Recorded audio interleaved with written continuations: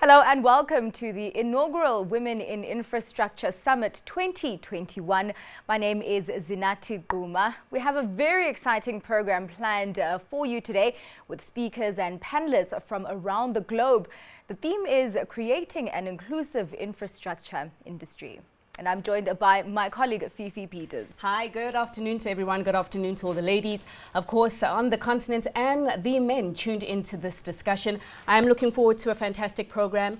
In-depth discussions about the role of women in infrastructure and looking into the crystal ball about how to strengthen that role. Indeed, Fifi. Well, just to give you some stats, in 2018, the African Development Bank published its African Economic Outlook, which focused on the continent's infrastructure. Their estimates suggested that Africa's infrastructure needs amounted to between $130 and $170 billion a year, with a financing gap in the range between 68 to $108 billion. And just to give you guys a perspective about what is happening in emerging markets specifically, an estimated 783 million people in developing countries still lack access to clean water. 1.6 billion people are without electricity. 2.5 billion people don't even have access to adequate sanitation, and nearly 1 billion lack access to an all-weather road. So as these infrastructure gaps are gradually addressed, economic benefits will certainly result for all, but those benefits may not be equitably shared if we don't take a close look at how we get those projects implemented. Indeed, Fifi. So let's get to the discussion. Joining us now for the welcome address is Roberta Naika, Managing Director of the ABN Group.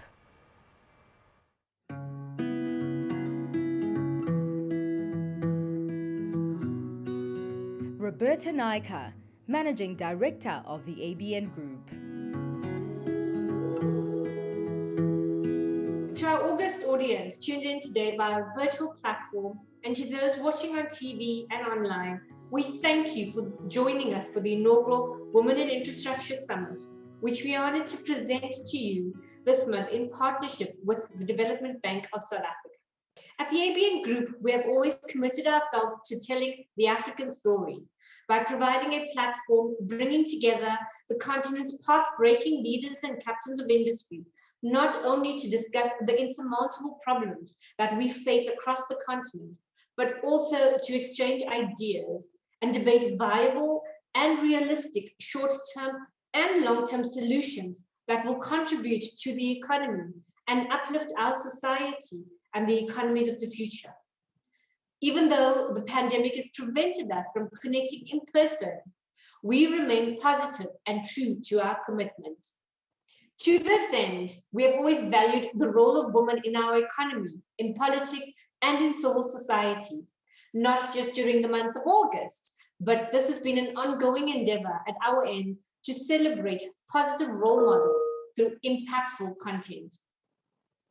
Similar to our platforms, such as the Forbes Women Africa Leading Women Summit and the All Africa Business Leaders Awards that we host during the year that acknowledge women in their respective industries, the Women in Infrastructure Summit will serve the same meaningful purpose. It is meant to provide a pertinent platform for prominent women in this sector from across the African continent and beyond. These women serve as an inspiration to future generations as they venture into this all-important segment of business that was not accessible for a very long time.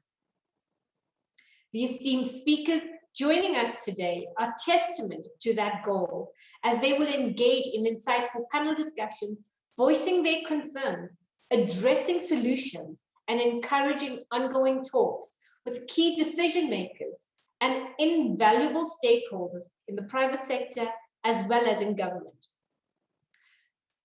If we are to safeguard the future of this industry, it is imperative to create equal opportunities for women to thrive in this space and pave the way for the next generation of female pioneers well represented in infrastructure. At an historic time with the pandemic's effects on global supply and value change, and as such topics such as climate change and energy infrastructure gain momentum, these discussions can't be more important than it is now, as we collectively capture the shifting trends and dynamics suffusing this space. If women are to hold up the sky, as the Chinese proverb goes, they need to stand on a strong foundation, and concrete development cannot happen without engaging both halves of the population and leveling the playing field for a much more sustainable tomorrow in Africa's recovery path.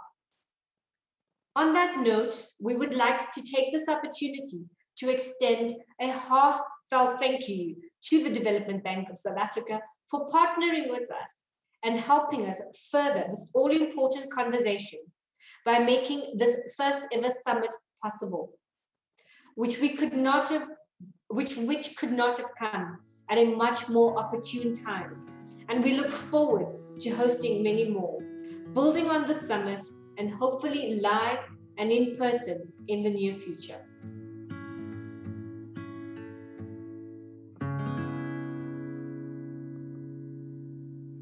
Well, thank you very much to Roberta Naika, the Managing Director of the ABN Group, for that inspiring message. Fifi, I'm looking forward to your panel discussion on gender mainstreaming. But before we meet your guests, let's have a look at this theme setter on the topic.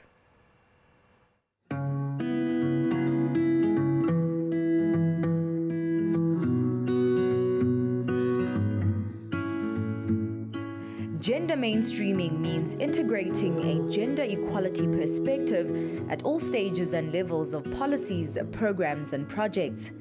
Women and men have different needs, living conditions, and circumstances, including unequal access to and control over power, resources, human rights, and institutions such as the justice system. When properly addressed and implemented, gender mainstreaming is a transformative approach with a great potential for social change. It is a long-term strategy. Every step counts towards this change of approach, but it will require some time until it is fully and automatically integrated into policy making. There is wide consensus about the effectiveness of a dual approach towards gender equality, combining gender mainstreaming and specific measures for the advancement of women to ensure better policy making and better use of resources. Such a dual approach is set out in the UN 2030 Agenda for Sustainable Development, which includes a standalone goal on gender equality and the empowerment of women and girls, SDG 5, as well as gender-sensitive targets in other goals.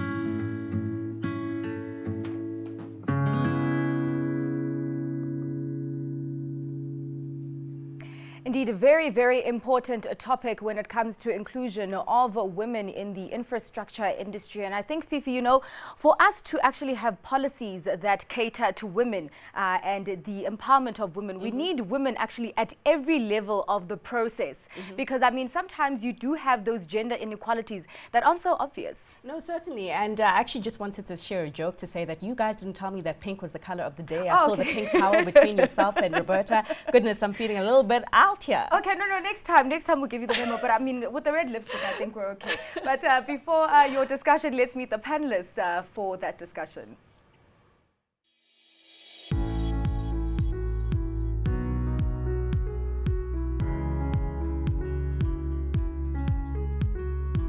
Nadira Bayat, Gender and Trade Consultant at UN Women. Mfon Usoro, Senior Energy Analyst at Wood Mackenzie. Tembi Koza, Program Manager for Stakeholder Relationship Management at the Development Bank of Southern Africa. Margaret Bango, Founder Chairperson of Women in Logistics and Transport South Africa.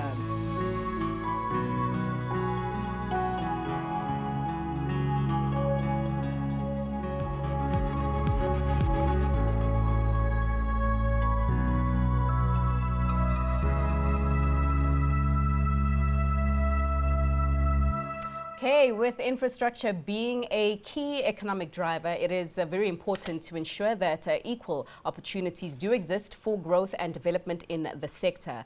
Creating more inclusive structures, networks and systems will help authorities to reduce inequality, to drive productivity and also increase land values, as well as boosting a much needed economic growth. However, there are significant challenges that need to be overcome before we get there. And so how do we achieve gender mainstreaming? Ladies, good afternoon, and thank you so much for your time and for joining this very important discussion at the very first Women in Infrastructure event we're hosting here at the ABN Group. Nadira, perhaps if we begin with you, can you just set the scene for us in terms of what we mean when we talk about gender mainstreaming, and to what degree it has been happening with infrastructure projects on the continent so far? Thank you very much, Fifi, for your question, and warm greetings to all who join us for today's very timely and relevant Women in Infrastructure Summit. Fifi, your introduction to the video gave us a brief overview of the concept of gender mainstreaming, which of course is the process of assessing the implications for women and men of planned action, including legislation and policies in all areas and at all levels. Now, it's really an integral way of ensuring that women, as well as men's concerns and experience, form an integral dimension of the design, implementation, monitoring, and evaluation of all policies and programs. Now, the fundamental objective of gender mainstreaming is to ensure that women and men benefit equally and that inequality is not perpetuated, because the ultimate goal is really to achieve gender equality. Now, just very quickly, Fifi, I'd just like to provide some brief background and to contextualize my response, because our point of departure has to be achieving gender equality through gender mainstreaming, right? And I think it's important for us to firstly acknowledge that women account for more than 50% of Africa's combined population, but in 2018, they generated only 33% of the continent's collective GDP. Now, women and men, as we know, are not a homogeneous group, and they do not face equal disadvantages. And women are disproportionately impacted and affected by multiple intersecting forms of discrimination that are based on race, that are based on religion, that are based on social status, ethnicity, sexual orientation, disability, etc. And significant progress has been made. Significant progress has been made in South Africa and across the continent on numerous fronts as it relates to reducing gender inequalities. Yet significant gaps remain between women and men's equal opportunities. And this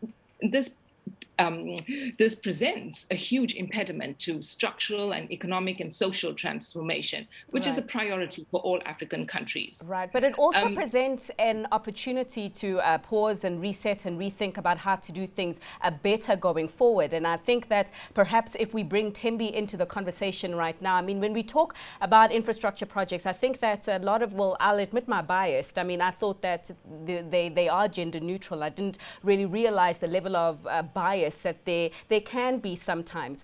Thembi, just given your line of work, and when you look at how infrastructure has been rolled out in South Africa historically, would you say that in the main, most of those projects have, been skewed to benefit men and women equally, or would you say that there is a big bias that presently does exist in South Africa?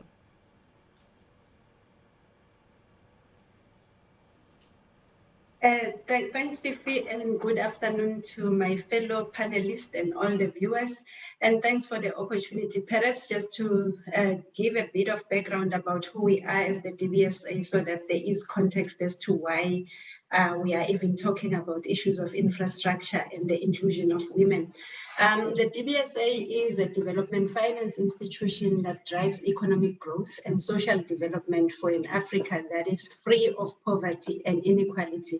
And I did say Africa because the DBSA works in South Africa. It's wholly owned by the government of South Africa. However, we work beyond the borders of the country. And as the world faces challenges of underdevelopment and unsafe infrastructure, as per the overview that was provided by Nadira, it is pretty clear that a lot of vulnerable communities or groups are still excluded, and particularly women. So looking at South Africa itself, there are still challenges that infrastructure presents. They are presented at various levels. The one level is at the access of women entrepreneurs to access opportunities to provide infrastructure. But the other level is at the point of consumption, where we'll have a lot of women who are end users of infrastructure. However, the infrastructure doesn't quite make, although the country that South Africa has all the policies, which is also part of infrastructure that ensures that everyone is included. The challenge is that at the end user level, there are some considerations that still have to be made to ensure that a woman, when they access that infrastructure, feels safe, feels secure, and their needs are fully provided for. For instance, if we provide bus services, sometimes you'll find that the hours of the buses don't address the need of a woman. So what we're saying is that whilst the physical infrastructure is there, there's still the softer infrastructure that requires us to pay more attention to the interests and the needs of women, particularly to ensure that this infrastructure becomes user-friendly and doesn't become a security threat for the women. So in South Africa, policy provisions are there, financiers are there, programs and projects are there. However, what we are saying is that there's still a lot of women who are excluded as entrepreneurs. Procurement opportunities still have to be made more available to women. And at the end user level, security has got to still be provided to ensure that everyone is safe and everyone can actually use the infrastructure. Thanks, Thembi. And Mama Margaret, if you, good afternoon, first of all, Mama, and if you perhaps come through and just, add to the scene of the challenges presently that Thembi has laid out on the table for us. Because you have been in the infrastructure space for some time, thus the honorary reference as Mama, but where, in your view, are the gaps? And perhaps maybe explain why have the gaps persisted for so long?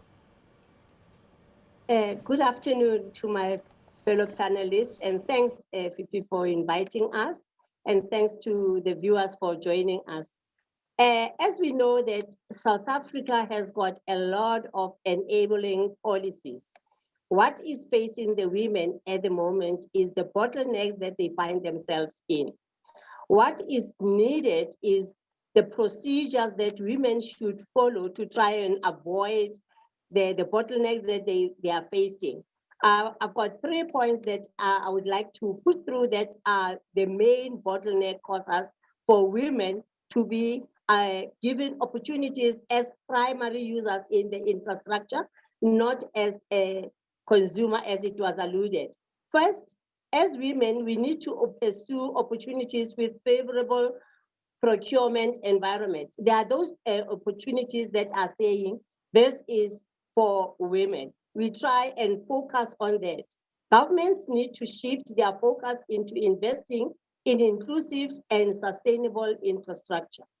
And investors, together with the government, as Thembi has alluded, also need to include women in all the phases from planning up to rollout of maintenance of infrastructure projects.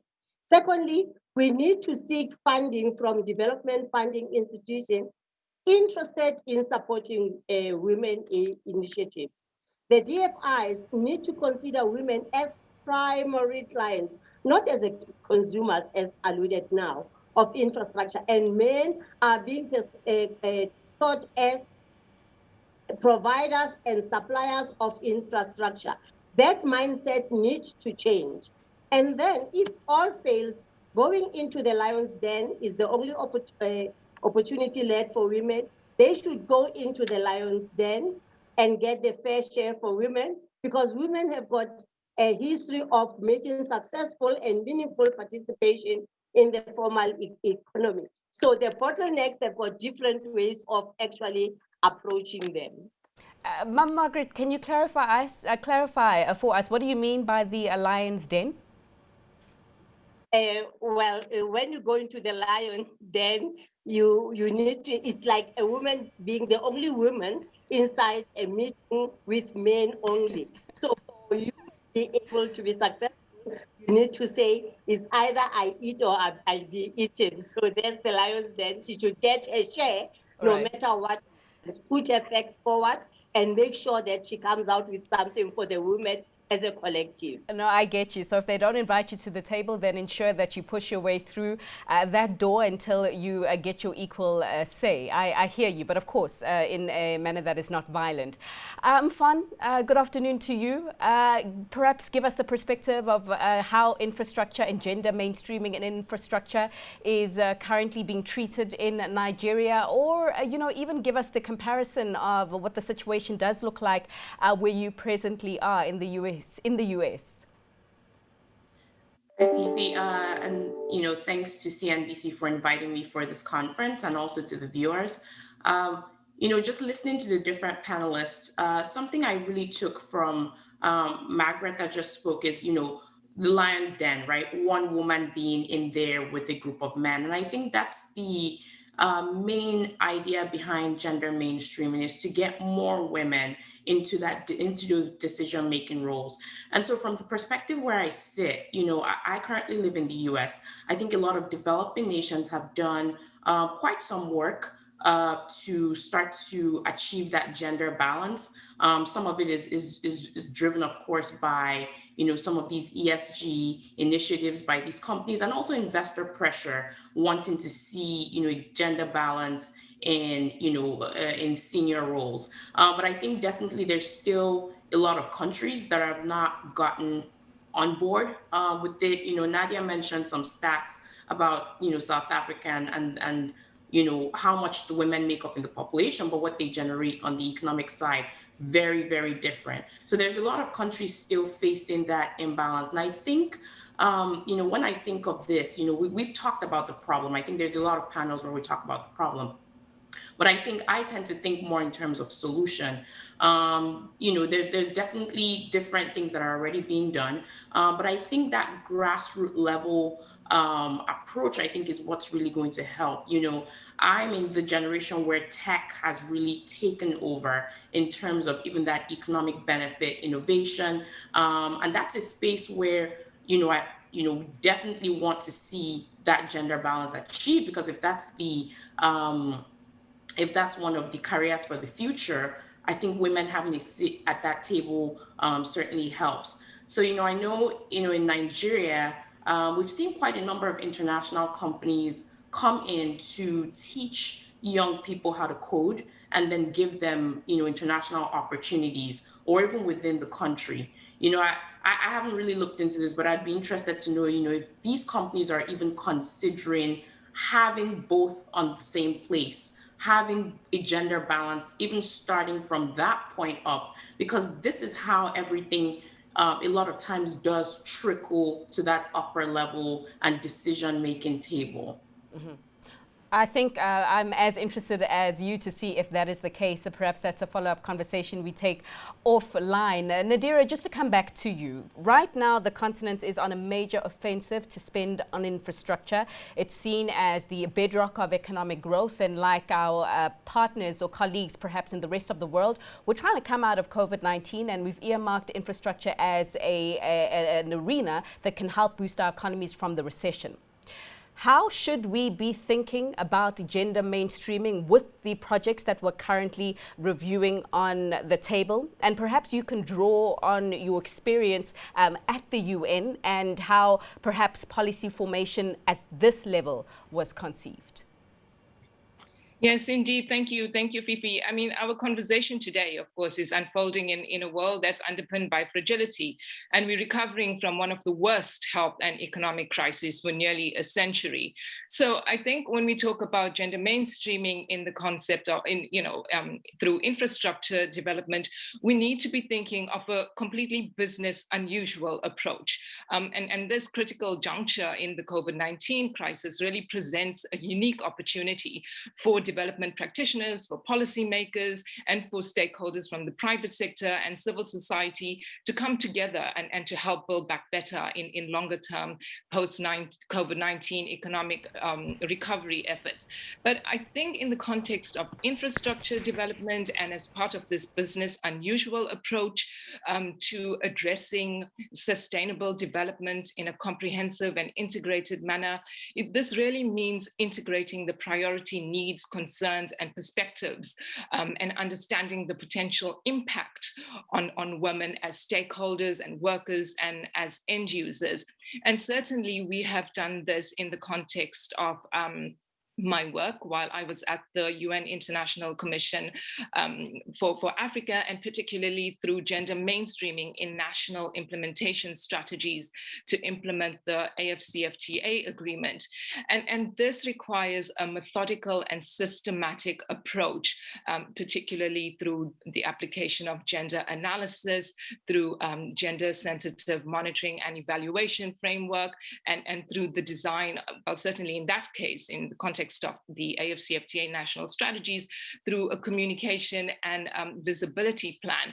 But, you know, there will be a need for infrastructure development to adapt this concept of gender mainstreaming for infrastructure projects. And UN Women and UN Ops have now published this incredible guide, this really valuable resource on integrating gender in infrastructure development in Asia and the Pacific. And it provides an instructive and very comprehensive overview of the key tools and techniques that are critical to gender mainstreaming success in project design, in project preparation, and including best practice case studies. And particularly some of the priority techniques and tools will include, of course, gender analysis and understanding illustrative gender analysis questions at the project level, the engagement of gender equality and social inclusion specialists, stakeholder analysis and community engagement, project-specific gender action plans, environmental and social impact assessments, and resettlement action plans. Now, this guidance series on integrating gender into infrastructure development was in Asia and the Pacific, and it included good practices and analysis of cost effectiveness and social returns, and even checklists for stakeholders on mainstreaming gender and diversity. And it also provides very practical and specific how-to guidance, and shows what socially inclusive and gender equitable infrastructure design looks like in reality. So I think for practitioners, and as we're looking forward in the context of COVID-19 and building back better, and what would this business unusual approach to sustainable development, to inclusive socioeconomic development across African economies entail, that really is a valuable resource guide for the how to drive a human-centered approach in infrastructure development. And have you seen, I mean, since this playbook was put together, have you seen any parts of the world put it into practice and actually achieve success, Nadira? Well, Fifi, I have, as I said, from what I understand, I'm not an expert on infrastructure development and gender mainstreaming in infrastructure development, and I will defer to my fellow distinguished panelists on the practical implementation of that in the African context. But certainly in Asia and the Pacific, judging from the materials that UN Women have produced, it is being operationalized throughout the project phases, you know, through project financing and budgeting, through procurement and contracts, through project implementation, through project operations and maintenance, through project monitoring, and it has success. And in the African context, the African Development Bank has initiated the process of gender mainstreaming, and I do believe with significant success in different African economies. So we do have best practice examples to draw from, indeed from across the continent through the AFDB and in other African economies at the national level, and certainly when we're looking at global best practice from examples of countries in Asia and the Pacific. And then, Thembi, perhaps you can also comment here regarding the procedures that are currently being followed at the Development Bank of Southern Africa. I imagine that you guys are being inundated with requests, to partner on certain projects as growth is trying to be achieved. What are the procedures that are currently taking place within the DBSA as it pertains to gender mainstreaming? Can you guys do more? Thanks, Fifi. And yeah, thanks, Nadira, for that overview. Perhaps to also mention that for the DBSA, gender mainstreaming is pretty new. We started in 2019 in all earnest to basically become more inclusive and have a bias towards women in terms of our practices, in terms of our policies. What we can share here today is that there is certainly a drive towards ensuring that we promote investments that focus on women, because based on research that Nadira has touched on, because obviously there's no need for us to conduct new research. There are many entities that have already done it. So on the basis of the research that has been done nationally and also on the African continent, we've learned that the realities of women are that they participate in small-scale infrastructure projects, and that has presented an opportunity for the bank to basically say, let's address gender imbalances within a project where we identify and select a gender smart investment initiatives. And that means for us, we shift towards becoming more biased towards women, but also we go out of our way to look for these projects. But as we look for these projects, we build in also mechanisms to say, how do we advance them to get to a point where they can begin to access big infrastructure projects and implement big infrastructure projects. So for us, the main thing is really the focus on ensuring that small-scale business projects are elevated to a point where even in terms of their CIDB grading, they can be advanced. But also over and above that, we're looking at adapting our strategies, policies, and procedures in terms of getting projects in, but also in terms of our internal practice. Because as I was listening to Nadira, the main thing is also that in terms of practitioners, you have practitioners that have an understanding of what is happening on the ground, because it doesn't help us that we go out and ensure that we support women-owned businesses, but our own women internally are not empowered. So we are driving a process that says, look within as you drive development externally as well. So internally, we're ensuring that we get to hear the needs of women, because as practitioners, the issues that affect male and female practitioners are different. And for us to make meaningful traction in terms of the work that we do on the ground, we need to also ensure that our staff, female staff that is, are happy and are also heard in terms of the challenges that they pick up on the market. Because reality is that unless you have women sitting at the table, you will miss a whole lot of critical information and data that we need to use to actually influence how we do financing into the future. But the other critical thing for us is that our gender mainstreaming intervention is rooted on partnerships. And these are partnerships with entities that have been in the game for a while. Entities such as the UN, because UN Women, we know that they've got the tools, but also they've got frames of reference in terms of projects that have been implemented and projects that are scalable, and projects also that, now I'm losing the way, but it's also projects that can be implemented in various contexts.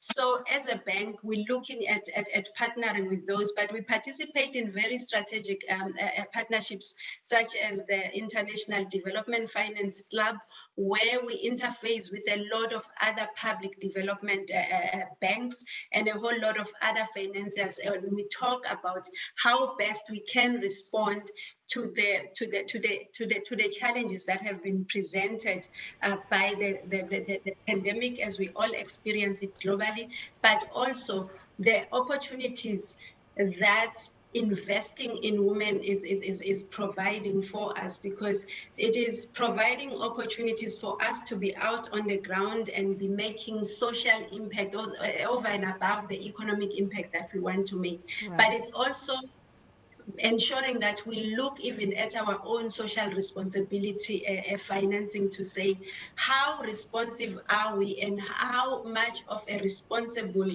financer are we, in the sense that we go to the areas where we've implemented projects or finance big projects, and we say, what are the issues on the ground, and that we can address using our social responsibility fund. And with those, we get an opportunity to work and to partner with communities. But as we partner with communities, we get to hear of the real challenges on the ground, so that as we implement these social responsibility initiatives, we grow them to a point that they can get to a level where they become they can contribute to the economic development that we are looking for. Right. So for us, it's really partnerships not just with investors and financiers, but also with communities on the ground.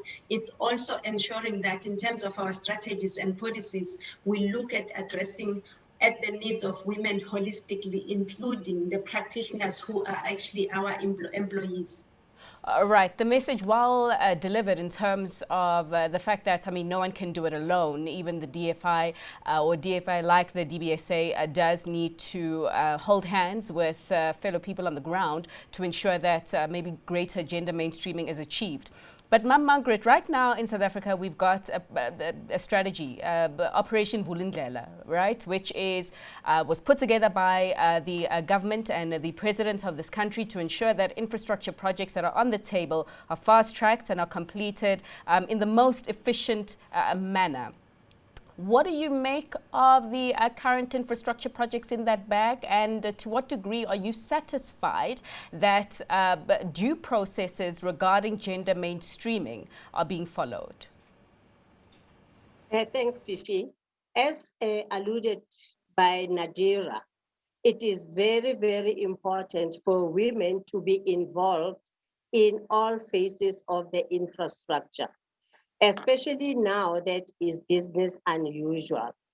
Only at the table will the women be exposed to types of projects that need to be implemented.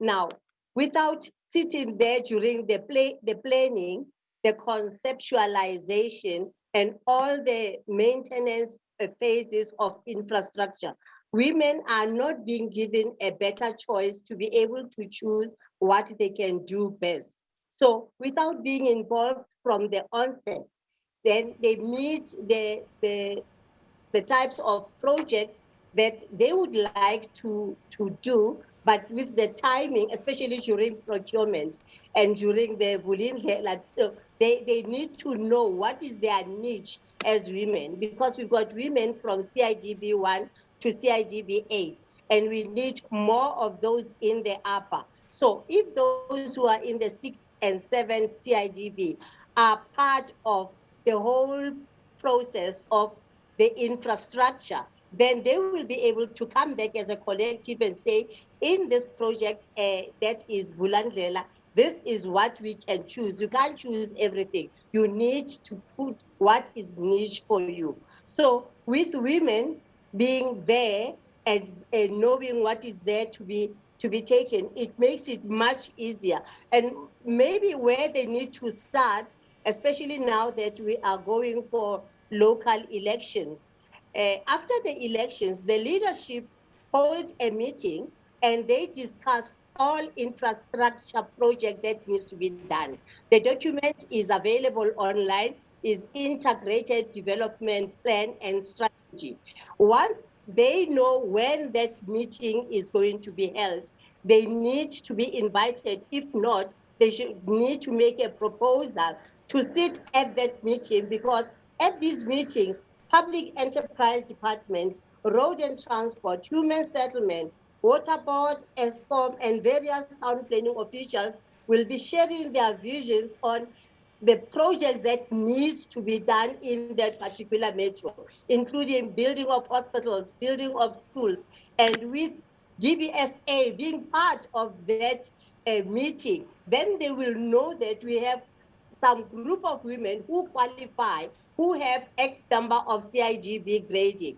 From planning, they already know that the set aside is put aside for the women, so that as a collective, they can work together on a project and make it successful. And moving forward, they will increase their CIGB grading. And now Operation Vulindlela will be an open book for them. Then they are able to choose where they can feed themselves. All right. Ma'am Margaret, I'm going to come back to you in just a moment and just thank the attendees and everyone that is watching for their participation so far. We will be getting into your questions very soon, and you can continue to send them in the meantime. But Ma'am Margaret, I appreciate what you have told us. Your response was very solutions focused as to what should be taking place and how government should be looking at doing these projects. But it also suggests that presently they are not doing that. And if that's the case, then should the projects that are currently on the table continue to go forward in the manner presently that they're in?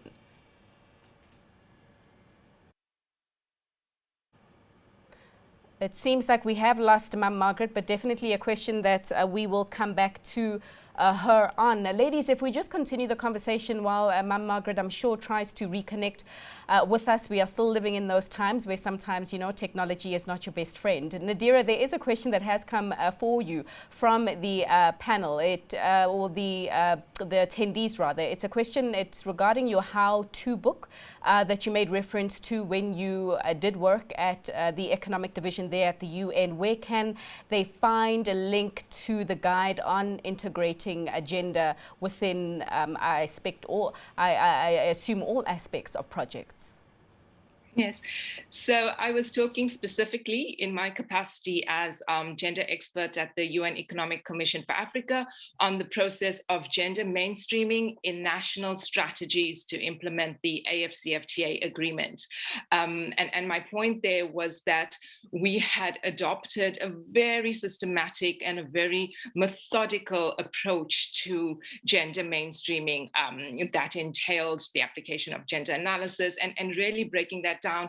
And I just want to pause briefly here, because understanding how to undertake gender analysis, and you know, our panelists are talking and providing such phenomenal examples. Ma Margaret and Tembi are really giving us concrete examples, but that is all about gender analysis, and this and really understanding the gender differentiated impact of infrastructure development, and helping to understand the institutional barriers, the gender gaps and social norms that continue to perpetuate gender inequality, and that must be addressed. Well, in my case, when I was at UN Economic Commission for Africa, gender inequalities that must be addressed in inclusive AFCFTA implementation.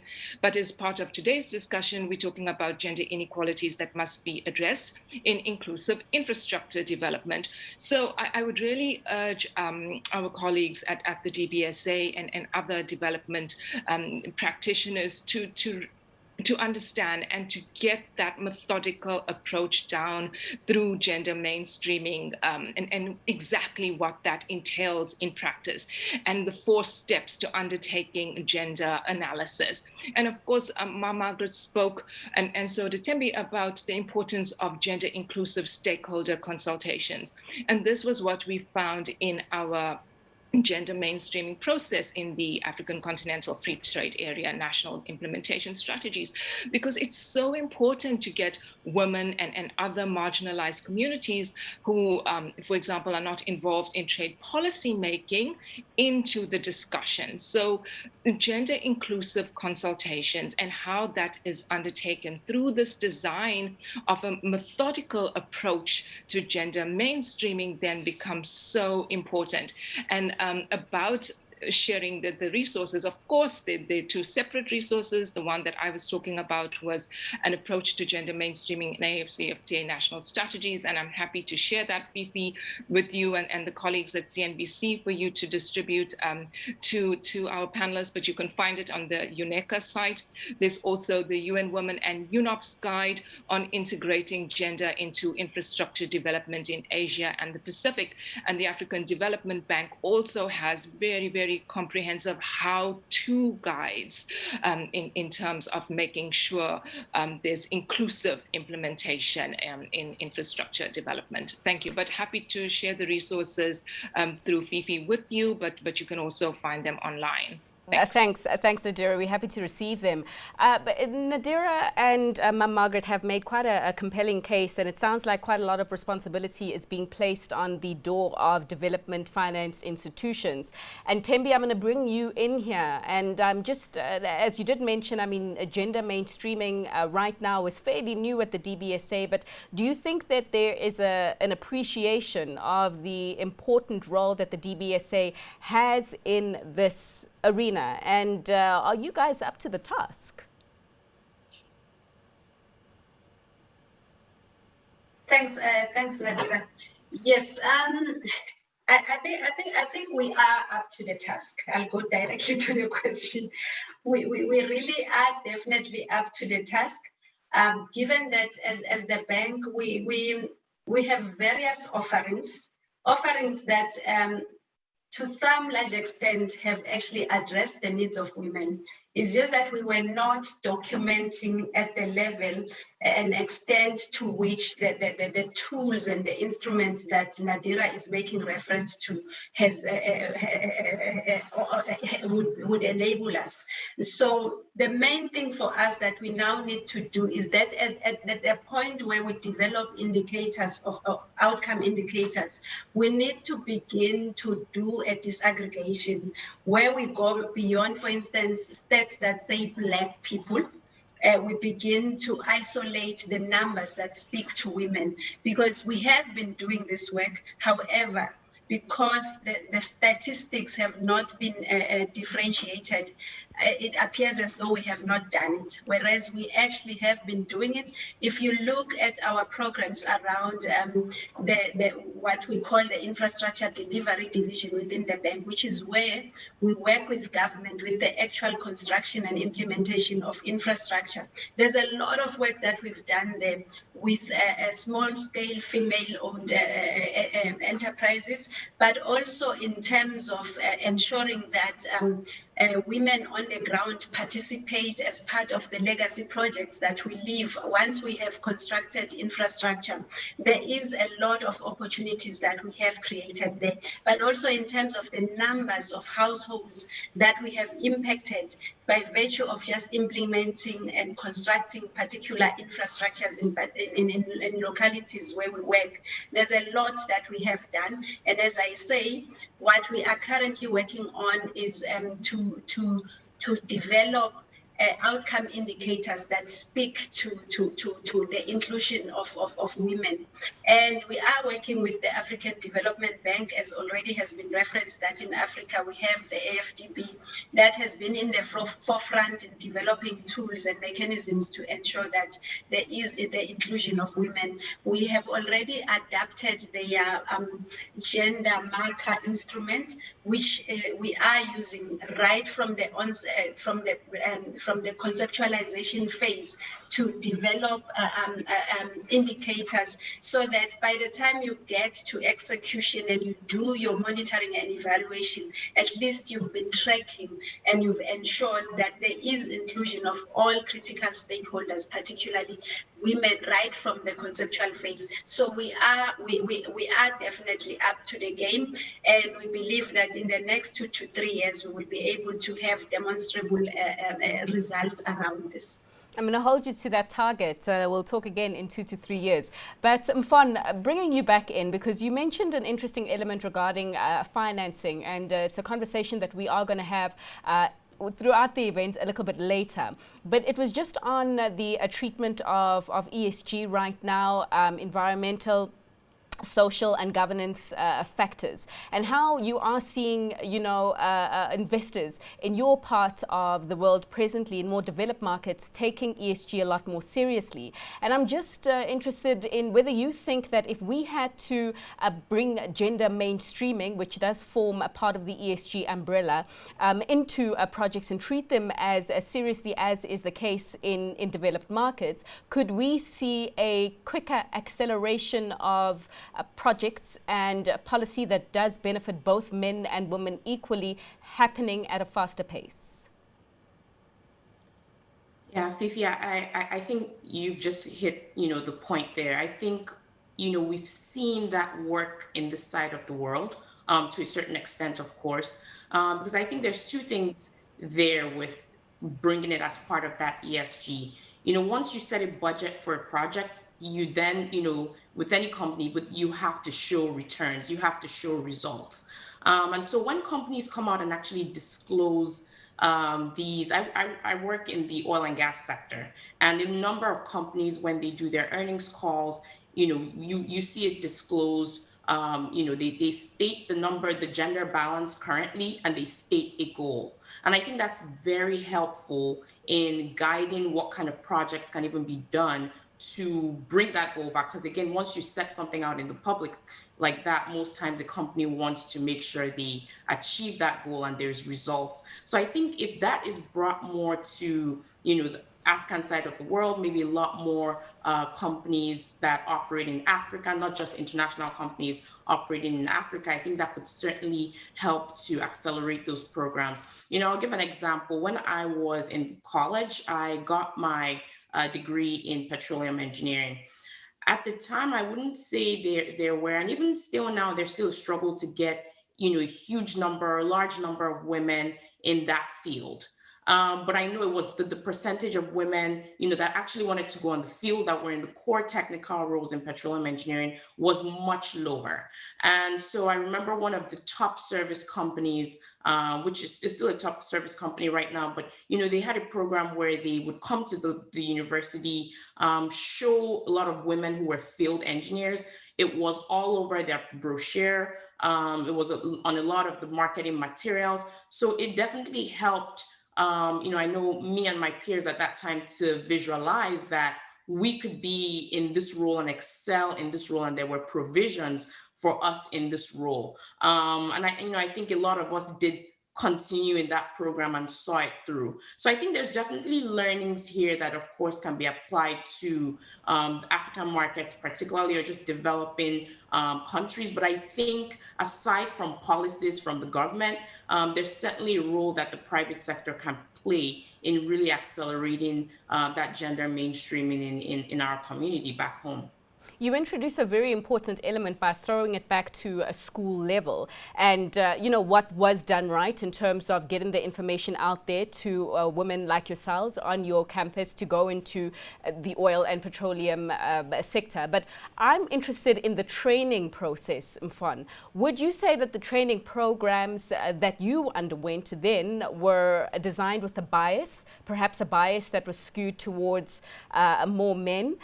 Maybe even your practicals when you were on site, was there a bit of a bias in terms of the level of difficulty in acquiring some of the skills as a female that you experienced? And I suppose the real question is, is there an opportunity to improve such programs at school level, which will hopefully filter into policy level?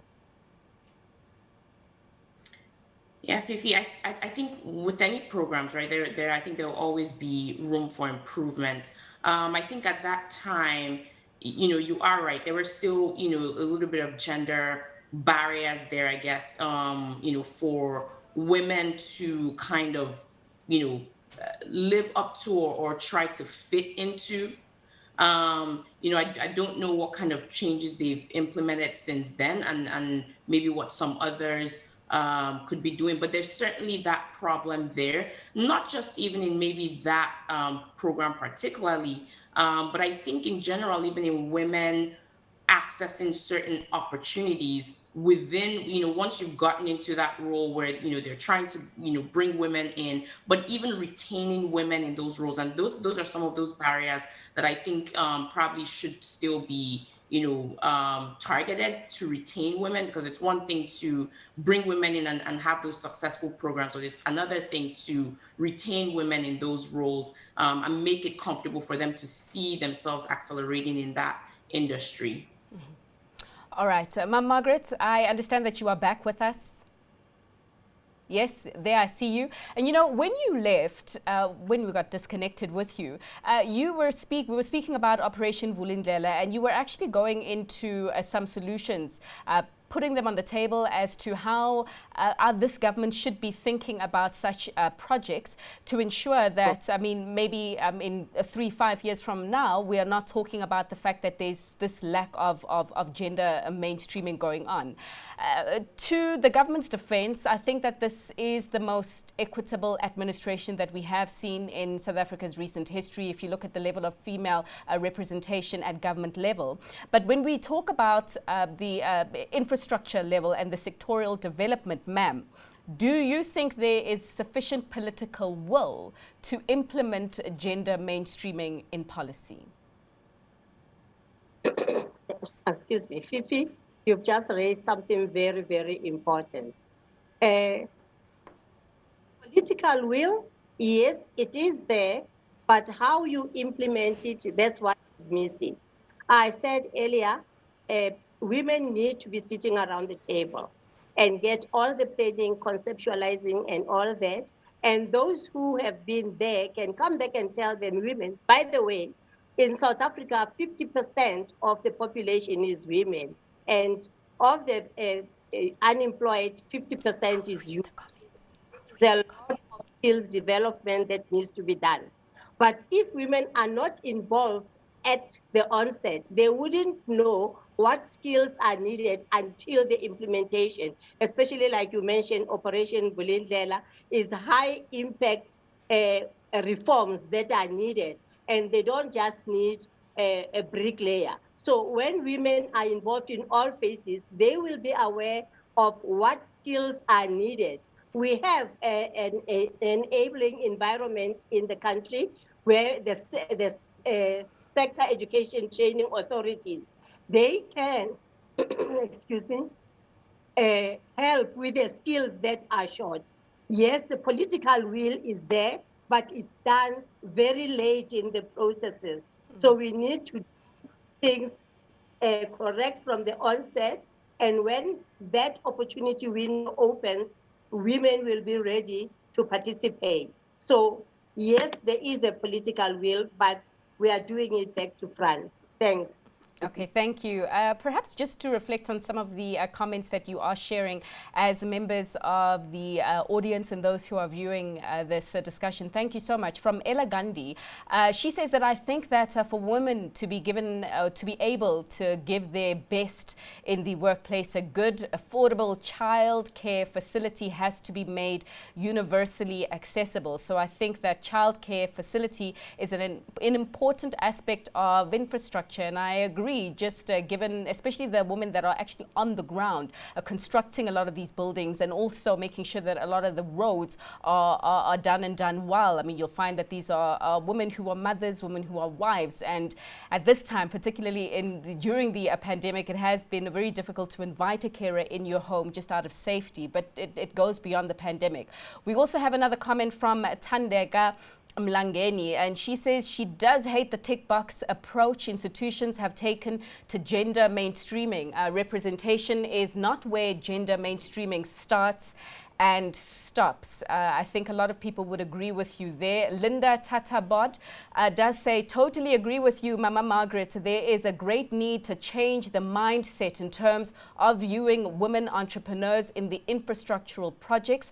This issue, I would say, is key to the bottlenecks women face going through procurement processes for infrastructural projects in the majority of African countries. I suppose, like all things, it does begin in the mind. Nadira, as we head to the finish line of this conversation, I'm just interested in maybe, whether the gender mainstreaming process or the how-to playbook that you and your colleagues did work on at the UN, does it introduce another layer of costs to the infrastructure rollout program? And perhaps is this a reason why potentially it may not be taken up as quickly as it should? Does it introduce another layer of costs? I cannot definitively say yes or no, Fifi, but I would think to some extent, yes. I mean, it certainly requires more dedicated efforts to understand what the priority needs, concerns, and interests of women and other marginalized groups are. But in terms of actual costs, and yes, maybe to some extent it does. I mean, one of your viewers called in to suggest childcare facilities, right, for infrastructure development for women at the borders. Now, I just want to take that suggestion back to the context of the AFCFTA agreement, because I think that this historic agreement provides us an opportunity to expand our thinking on what gender-sensitive infrastructure entails, because in the context of the AFCFTA, there will be a number of opportunities for countries to align gender equality and women's economic empowerment priorities with inclusive AFCFTA implementation. Now, what does this mean? How does it impact on costs? How does it impact on our strategic thinking when it comes to highlighting gender-specific concerns? Absolutely. Oh, there the technology does go again. We'll come back to Nadira to finish off her response, because I think I'd also like to put the question to the rest of the panel regarding costs and to what degree perhaps this is affecting the mindset block. Because in that how to playbook, Nadira was speaking about, bringing a gender specialist to the table throughout the gender analysis. She was even speaking about the importance of monitoring throughout the process and even measurement throughout the process. So but perhaps the rest of the panel can just think about the element of costs. I see we do have Nadira back. Nadira, would you just like to finish off your thoughts? Yes, I was talking about informal cross-border traders and the challenges and the gender-specific challenges that they confront in undertaking cross-border trade. And you talked about cost. And I said, yes, to some extent, it probably will be. I mean, if you talk about gender-sensitive infrastructure for informal cross-border traders, for example, that are dominated by women, and when you're talking about trade facilitation measures that will aim specifically at improving border infrastructure for women. So yes, there will be additional costs involved, but then when it comes to looking at improved security lighting, cross-border storage, health, lodging and sanitation facilities, and all of this gender-sensitive infrastructure that will improve the safety and reduce the time and cost involved in trading, and particularly for small-scale informal cross-border traders. And COMESA, one of your viewers called in and suggested childcare facilities. And this is exactly what COMESA countries are doing in terms of promoting gender-sensitive cross-border infrastructure, particularly at border markets, and increasing the availability of childcare facilities to facilitate informal cross-border trade for women. And so yes, Fifi, to answer your question, there probably will be additional costs involved, but the AFCFTA certainly gives us a new opportunity and to press the reset button on how we think about gender-sensitive infrastructure, particularly ensuring that small-scale and informal cross-border traders benefit from this historic agreement. And Thanks. perhaps increased costs with increased benefits. I think the issue around childcare is something that can work across sectors. You can just imagine the level of productivity that women in banking and women in construction, women in retail, and women across sectors would be able to achieve if they knew that that part of their tasks was taken care of, while they can make, valuable contributions at the boardroom table. Thembi, coming to you as we finish off this conversation, the issue around the costs, how the DBSA is thinking about this, but perhaps more importantly, if you can also reflect on your thinking in future around the monitoring process and the measuring process of this gender mainstreaming, and at what point, when a project is not meeting its stated objectives, do you toe the line and call the parties in to relook at how they should be going forward? Thank you. I think I echo Nadira's views around the costs, that there certainly are going to be additional costs, but these are costs that are going to help address some of the undesired social impacts that we are actually experiencing with the current infrastructure. You look at the GBVF statistics that we just had in South Africa this past weekend. You realize that if we had infrastructure that had infrastructure that was gender inclusive, some of those challenges could have been addressed. And so what it requires is that at planning phase, we take more time to plan. If it means that it stretches beyond 24 months just to get things or our ducks on a row, let's do so. Because timelines, often you find that are the reasons why we short circuit the time it takes for us to do proper planning. But over and above that, in terms of monitoring and evaluation,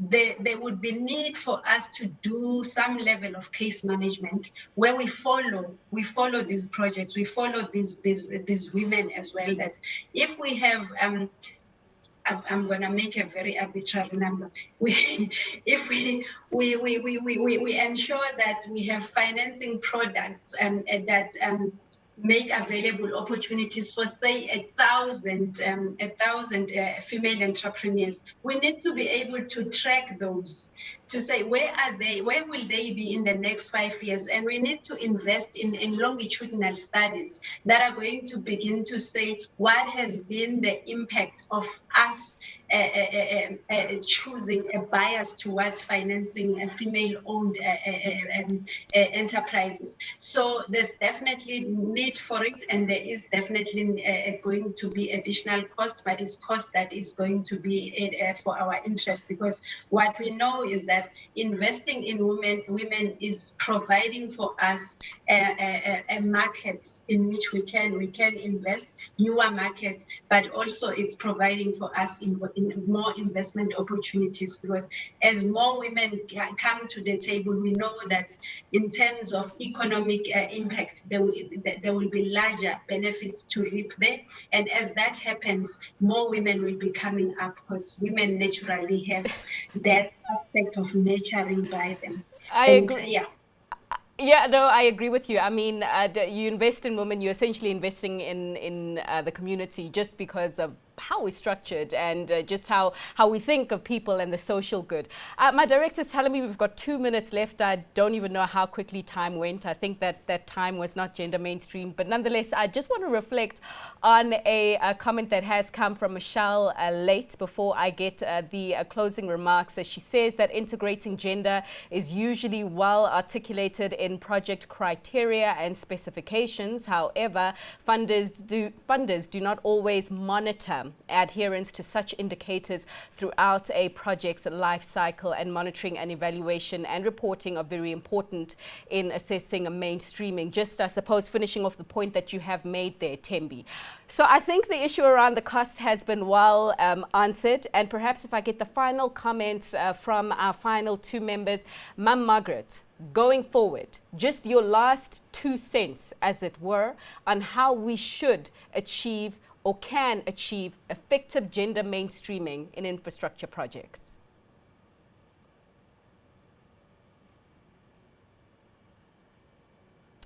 Is Ma'am Margaret there?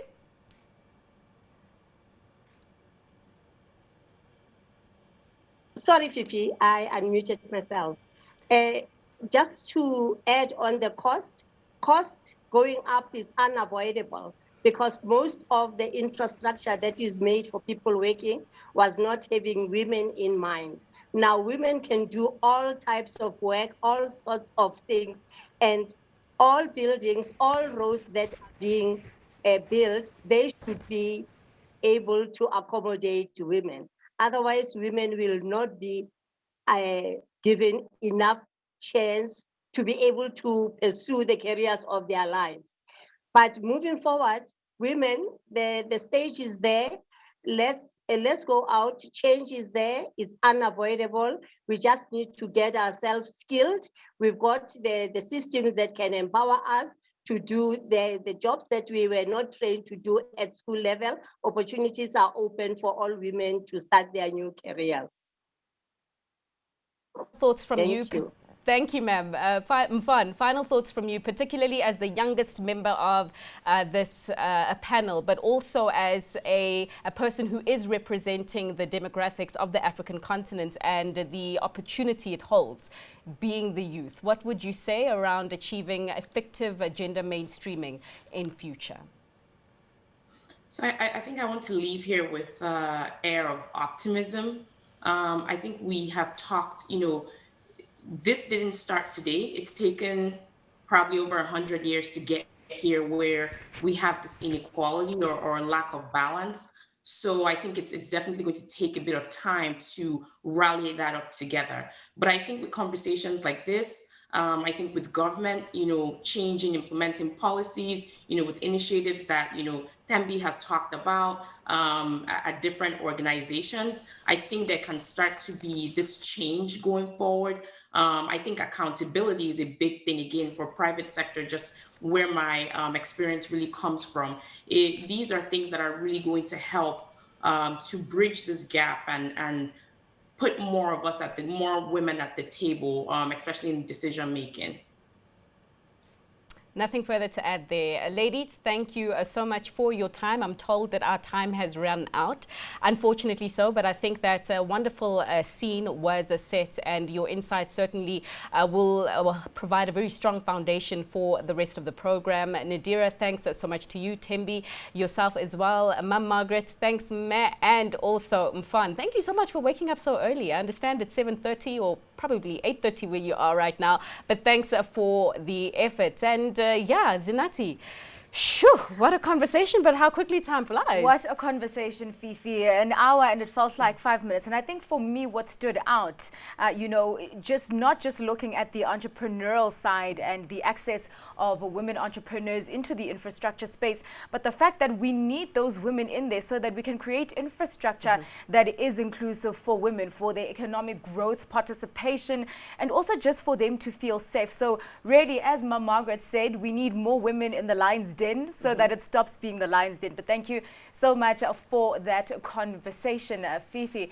Just walking us through gender mainstreaming in the infrastructure space. It is time for the keynote address from one of South Africa's most notable leaders with a track record of more than 35 years in infrastructure development and management. She is a leading public sector manager and a thought leader with a proven track record in successfully managing and leading state-owned enterprises.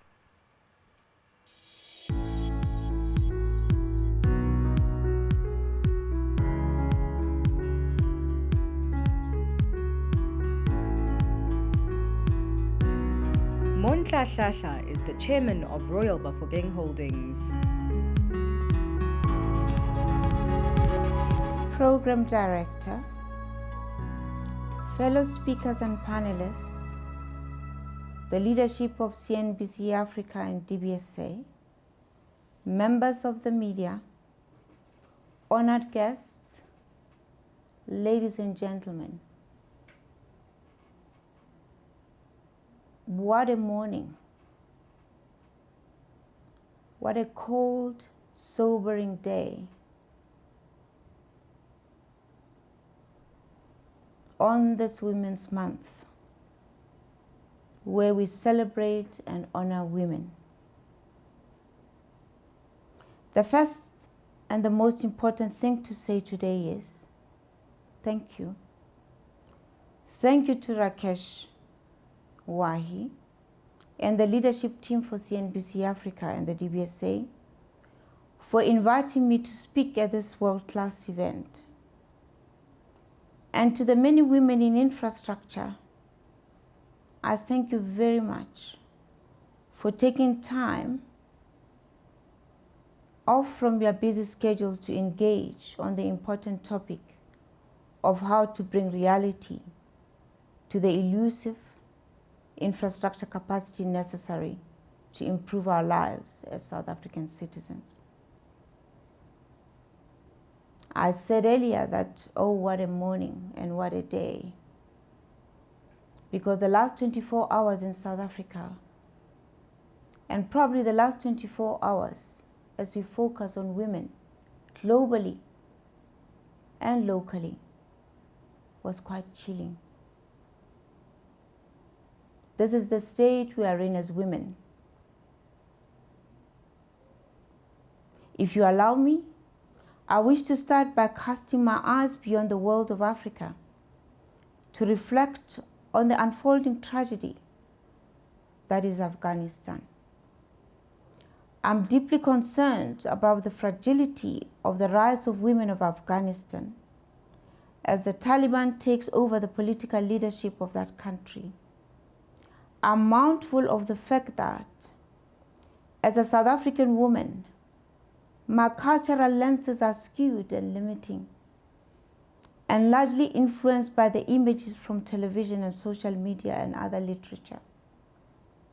I also acknowledge that the visuals of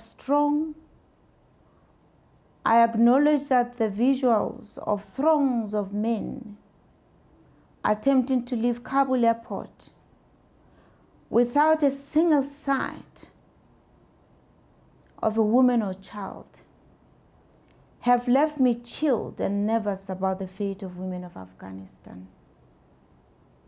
Who am I but human?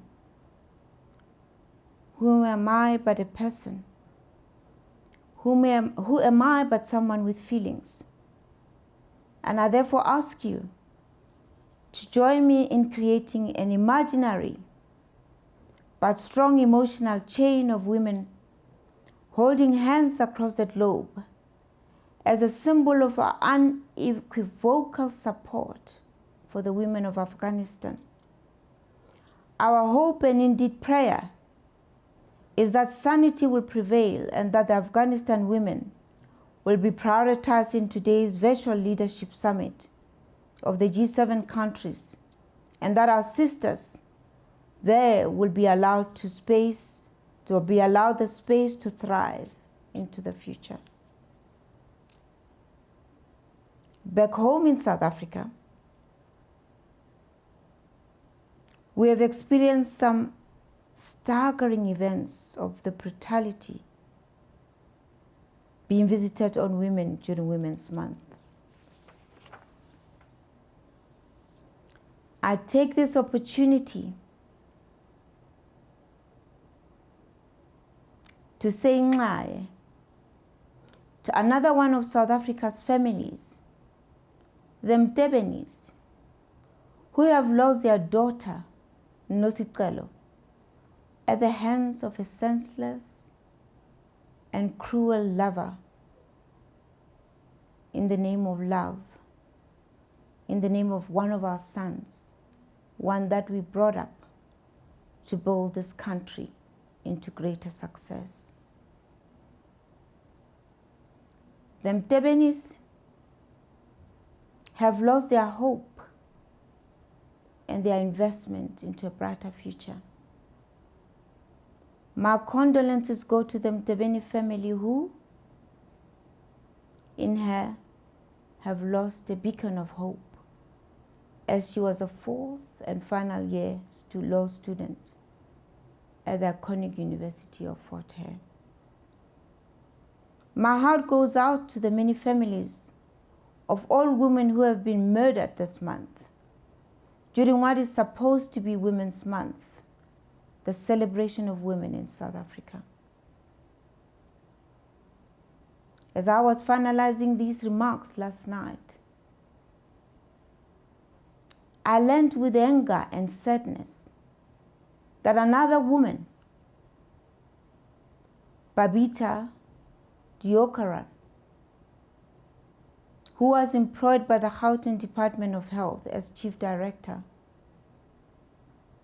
was killed outside her house. How sobering.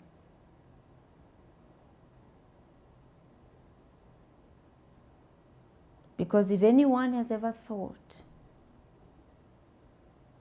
you are all walking around oblivious of what is happening in society, we woke up this morning in the reality that a woman's life in South Africa, a child's life in South Africa, if we do nothing else, will continue to be nothing but cheap and without value. But you know that we cannot, as leaders, allow ourselves to feel under siege. Leadership requires that we pull back to the reality that there is something to hold on to. And this is where I wish to start.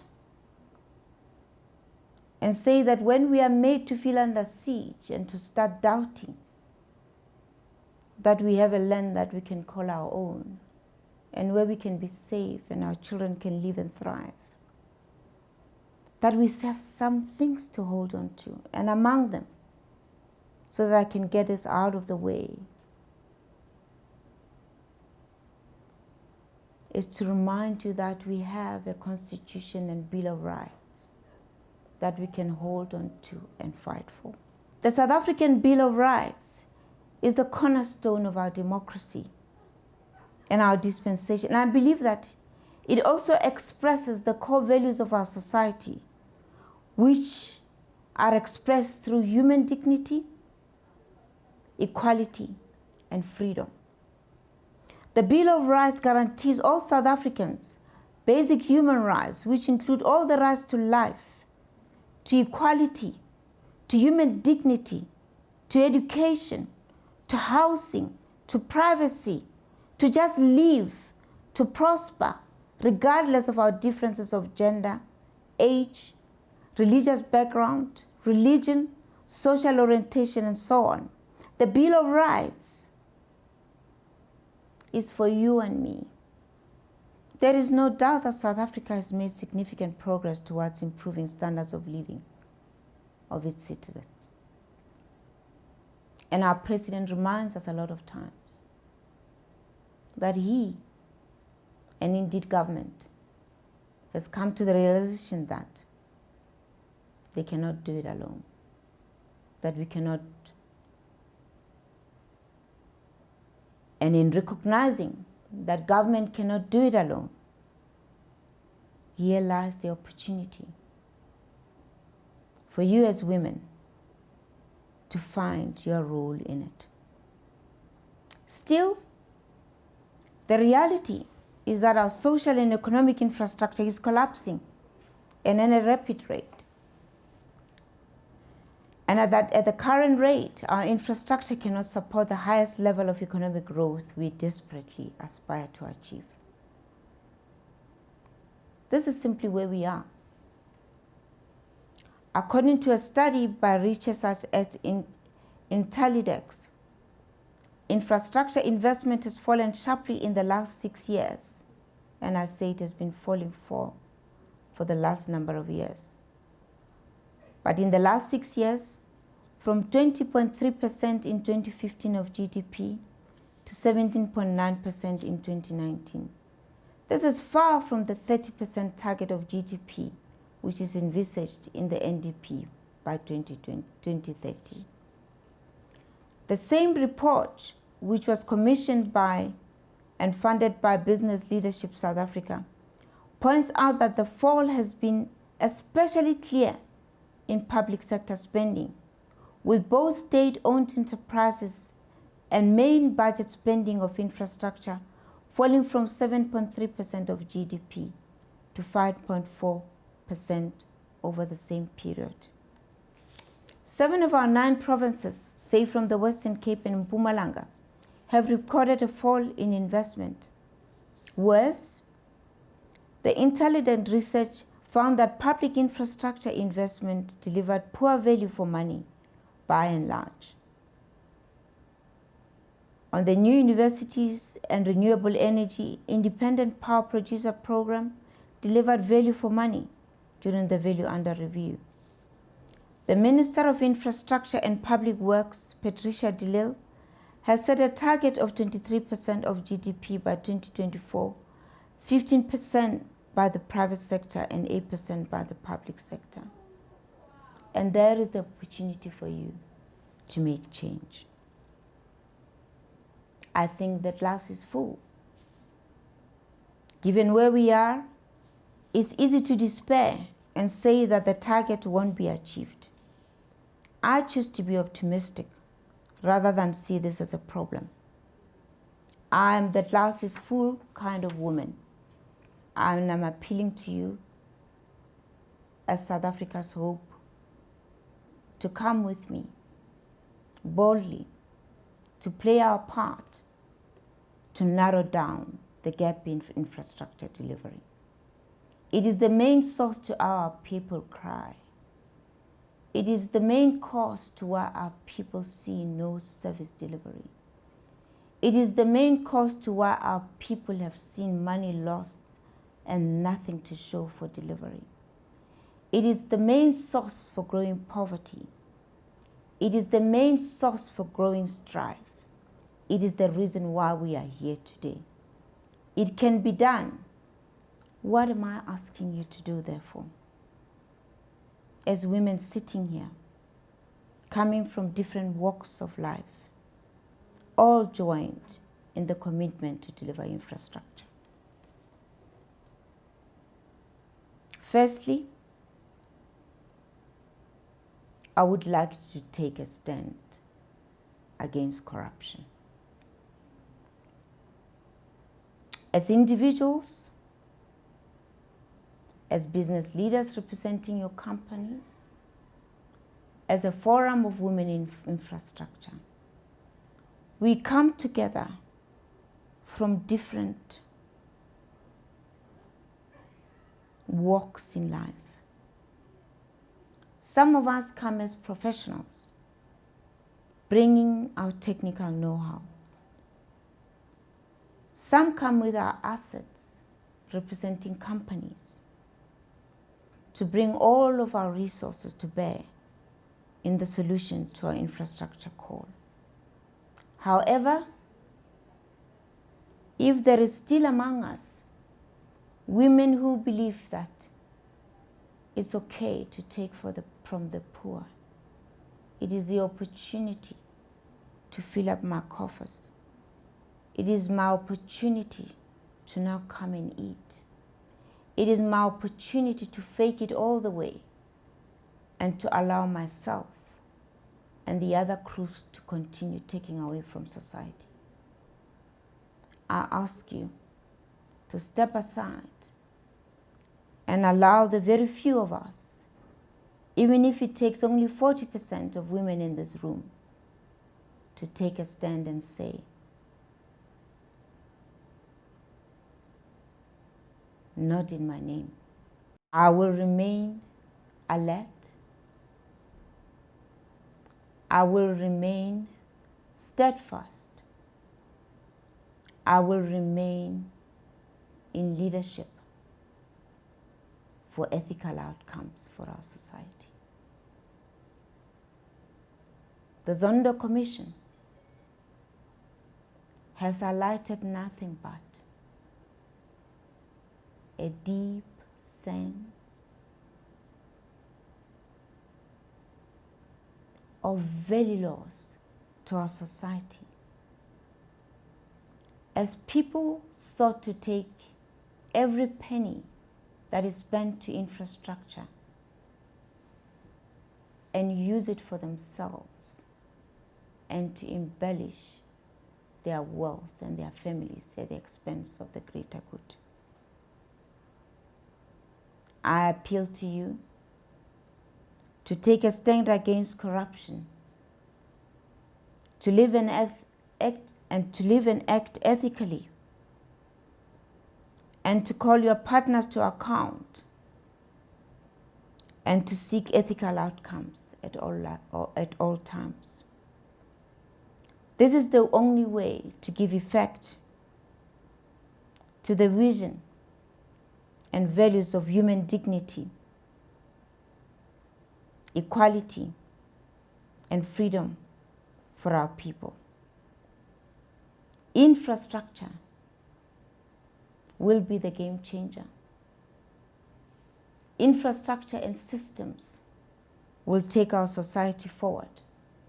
However, we are the women of today who have witnessed the results from taking money planned from infrastructure to enrich ourselves at the expense of our ordinary people. What we end up with is all these images and all this plight from our people without toilets, without potable water and sanitation, without safety and security, because our money has been shifted to nothing but greed. Stand alone, be counted. Say never in my name will I allow my society to be pillaged into poverty while I watch. Good luck. Let's engage on. But together, we can fight this siege. This is your time. Good luck, South African women. Good luck, women in infrastructure. Thank you.